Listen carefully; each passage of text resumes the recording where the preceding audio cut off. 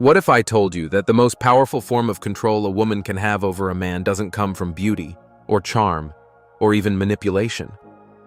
What if her true weapon is silence? Not the kind that makes you nervous on a first date. No, a deeper silence. One that seeps into your soul and rearranges it.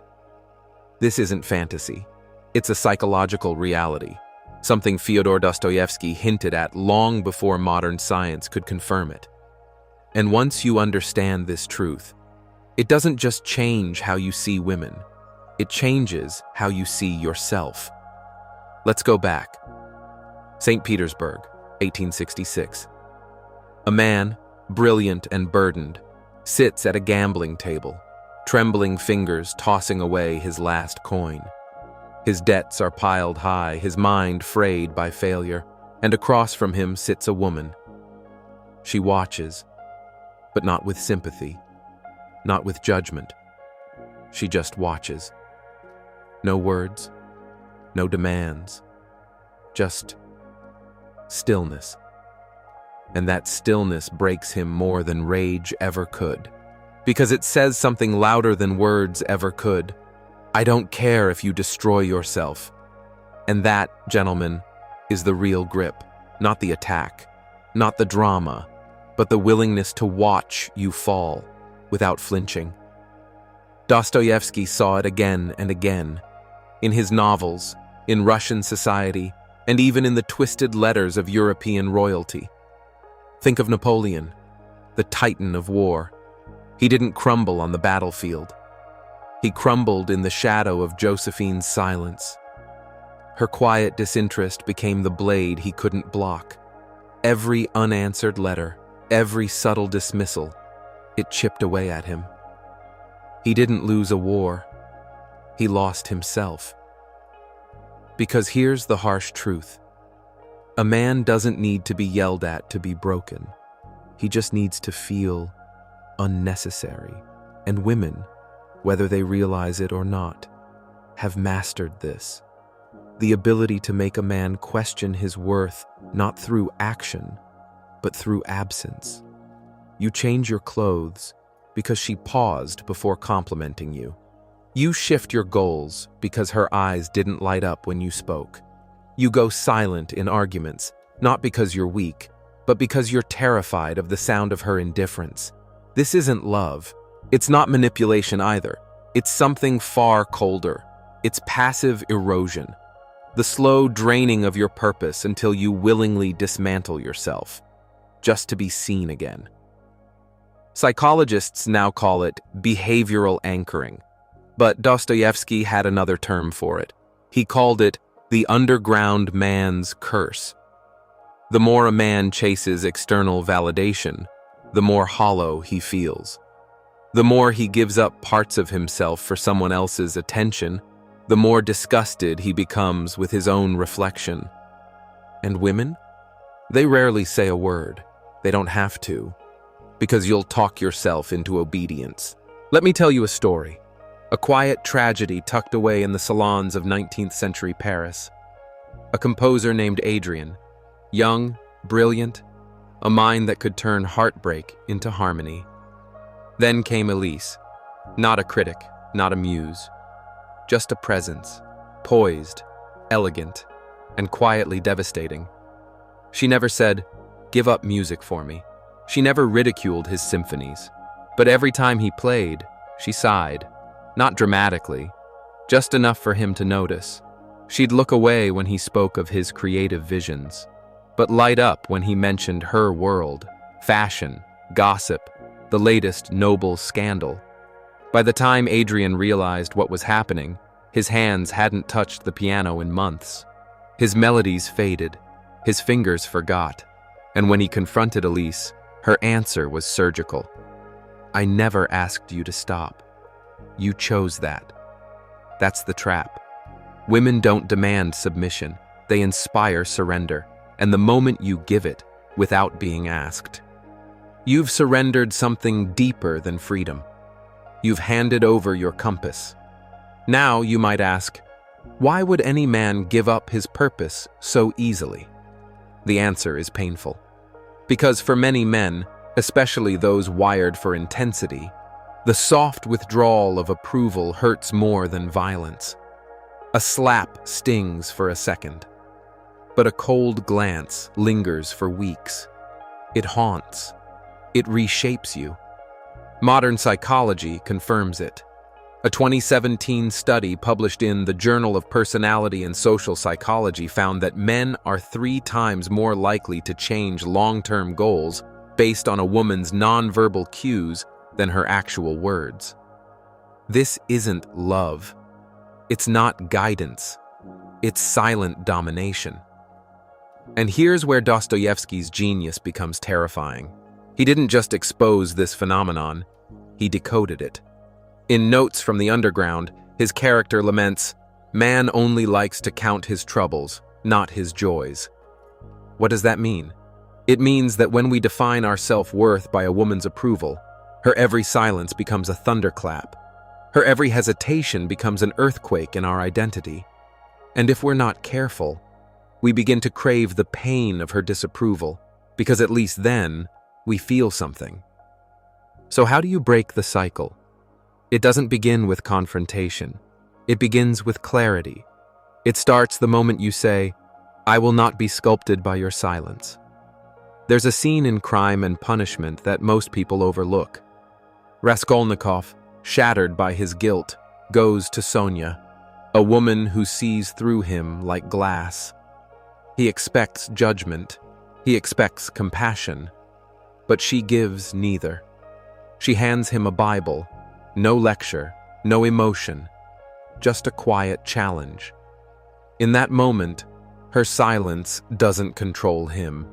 It liberates him, because it forces him to face himself, not her approval. That's the turning point. When you no longer live for the woman's response, and begin living in alignment with something unshakable within you. Purpose, philosophy, self-possession.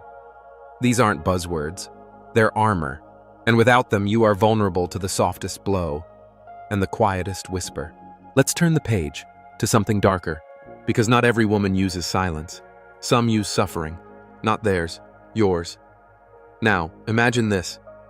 Vienna, 1895. A young Freud, barely beginning to understand the mind's vast cathedrals, sits across from a woman named Therese. She's paralyzed. Arms limp, legs frozen. Not a single medical test can explain it.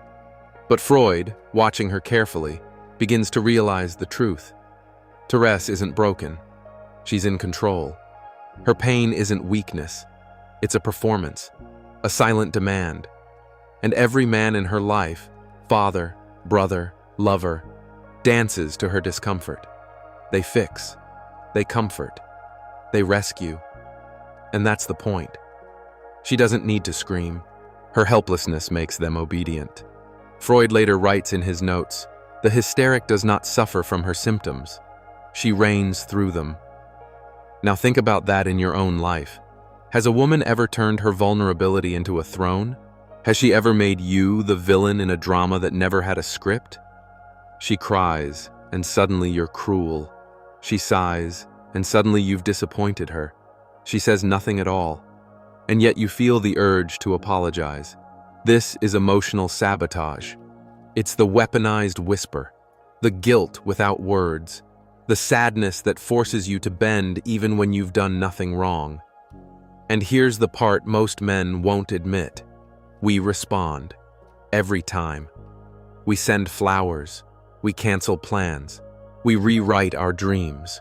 All because we were trained, by stories, by society, by experience, to fear female suffering more than our own self-betrayal.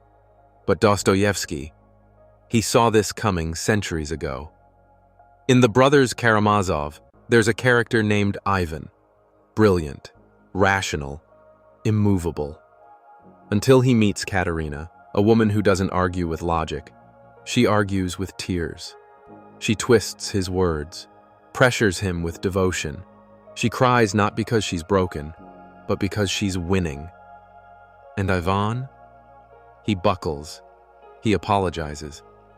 He becomes a man shaped by someone else's sadness. That is the Dostoevskian duel, not a battle of strength, but of emotional pressure, of guilt, of manipulated empathy. But there's an antidote. It's not cruelty, not rage. It's something far more terrifying to the one trying to control you.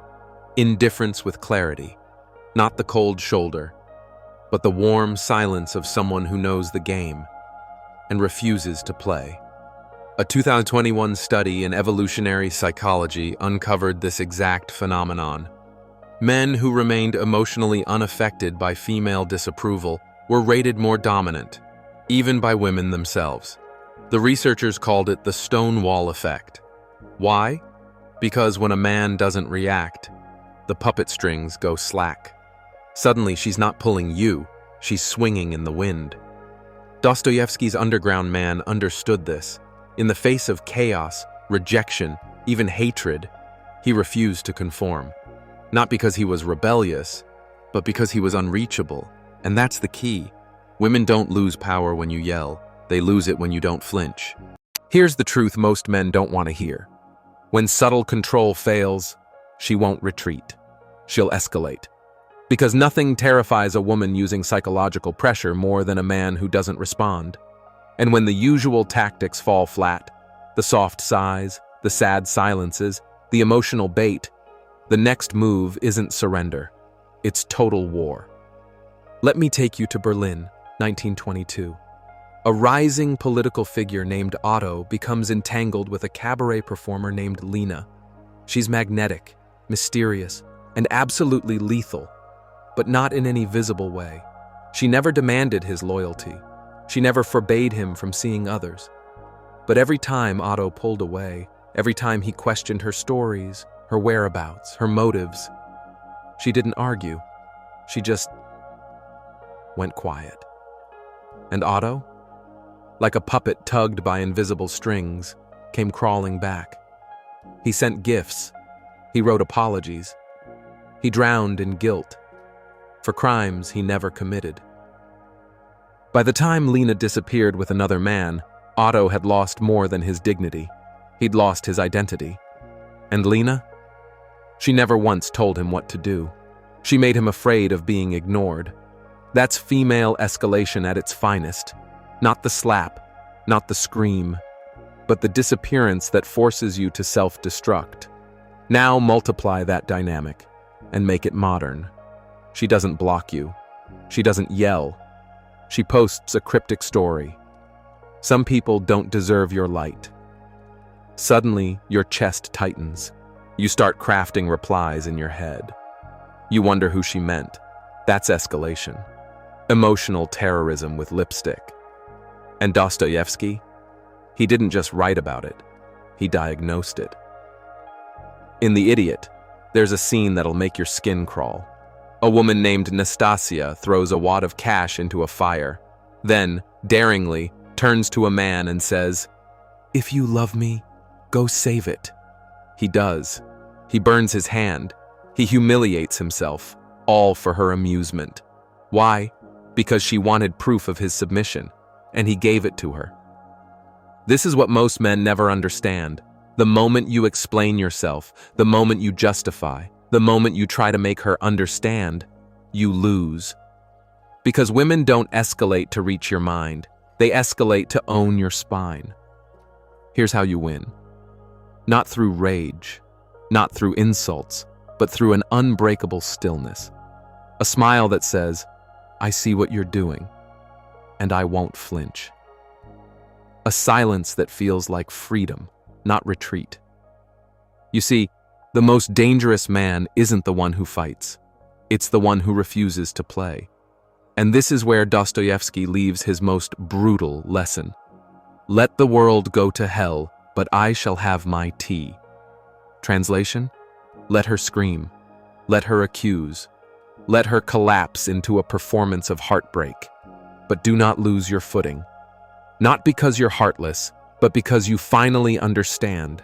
Being a man isn't about winning her back. It's about never losing yourself. So what happens when nothing works? When you no longer chase? When you no longer react? When you become unreachable? She won't walk away gracefully. She won't wish you well. She'll transform, not into the villain, but into the very dream you once craved. Let me show you how. It's called the final gambit, the last desperate play of a woman who realizes she's lost control. And it begins with a whisper, a message at midnight. I was just thinking about you. An old photo liked, a memory shared, maybe even a, you were right, I wasn't ready. To most men, this sounds like healing, a second chance, redemption. But it's not. It's the Hoover maneuver, named after the vacuum, because she's not reconnecting. She's sucking you back in. She doesn't want you. She wants the you that needed her. The version of you that bent, apologized, chased her silence like a starving dog begging for scraps. And if you take the bait, the game resets. You're back on the leash, back in the loop. So how do you respond? You don't. Not with anger, not with blocking, but with nothing. No reply, no story view, no digital footprint. A 2021 MIT study found that emotional bait loses power when met with silence. Within 21 days of non-response, the likelihood of a re-engagement attempt drops by 94%. Because obsession can feed off love, it can feed off hate, but it cannot survive silence. And when that fails, she escalates. Again. Welcome to Phase 2, the social hostage crisis. She'll infect your world. Suddenly, mutual friends act cold. Your coworker throws strange glances. Even the barista who used to smile doesn't meet your eye. This isn't paranoia. It's social triangulation. She's pulling people into her performance, framing herself as the wounded one, the misunderstood. And you? You become the monster in everyone else's script. Dostoevsky wrote about this in Demons, where one woman destroys a man's reputation not with lies, but with half-truths whispered in the right ears. So what do? Scorched earth, preemptively. You vanish, but not in retreat, in power. You announce a digital detox, a silent retreat, a break from noise, and then you thrive, not performatively, not desperately, just publicly, calmly, fully unbothered. You post a photo reading in the sun, a clip of your new art, a photo with friends, smiling, present, alive. Because here's the brutal secret. A woman's social power relies on your suffering. Take that away, and her story collapses. But she's not done. There's one more move, the resurrection play. She doesn't return as the same woman. She returns as your fantasy. She picks up your hobbies. She reads your favorite books. She starts dressing differently, speaking differently, even quoting your favorite philosopher, not because she's changed, because she's mirroring. And the moment you believe it, she'll revert, just like that, and you'll be trapped again. Dostoevsky captured this masterfully in The Gambler. A woman named Polina transforms into the ideal, only to vanish the moment the man surrenders his power. So what's the move? Reverse mirroring. She mimics you? Change your rhythm. Pivot your focus. Let her chase a shadow that keeps shifting. You're not playing hard to get. You're not playing at all. And that is what terrifies her. Here we are, the final stage, the part most men never reach, because they're still trying to win, still trying to be understood, still trying to be seen as good, kind, evolved. But Dostoevsky, he knew something deeper, something darker, something freer, that the most powerful man in the room isn't the one who wins the woman. It's the man who no longer needs the woman to lose. Let me explain. You've survived the silence. You've dodged the sabotage. You've seen her transform herself into your perfect mirror. and you didn't bite. But now comes the void. She gives up, vanishes, for real this time. No messages, no cryptic posts, no mutual friend drama, just emptiness. And that's when it hits you.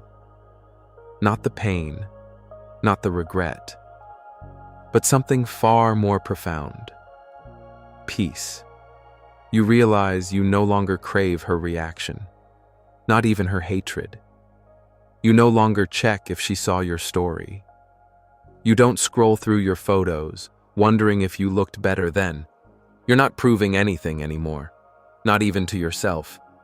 And that, my friend, is freedom.